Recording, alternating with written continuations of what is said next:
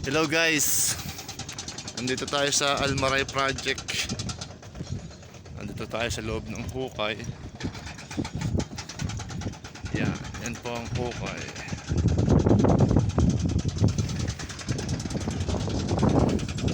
Tingnan po natin ang level kung tama. Baka po meron dyan mga diamante.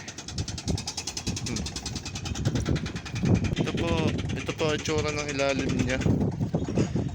Yung mga panahon pa ng dinosaur. Yan. May mga layers of rocks, sediments. Tapos dito mapapansin nyo yung parang maputi. Ano po yan? Ayan po yung mina ng harina. Dito po kinukuha yung mga harina nung unang panahon.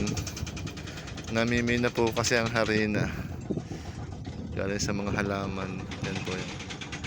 Tapos dito naman po may mga iba't ibang layer ng lupa. Tapos yun, parang guguho na siya. Delikado po yan. Kailangan nating saliksikin yun. At dito naman po yung mga dating mga sinaunang bato. Ayan o. Nakikita parang may ginto. Ginto ang tawa dyan. May mga ginto po. Tapos sa banda po dito merong mga tipak ng bato. Delikado po to. Ito yung mga tinitirahan ng mga sinaunang tao. Yan, may yumi po.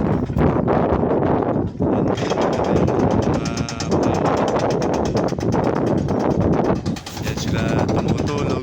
May mga drawing pang ang nakita dyan eh. Delikado yan. Tapos yan may batong kulay pula oh. Ano to?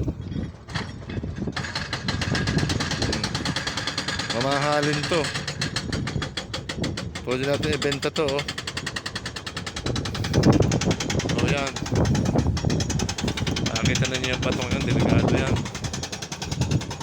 Pwedeng gumuho yan anytime. So yun lang po. Hindi tayo pwedeng pumunta doon kasi delikado.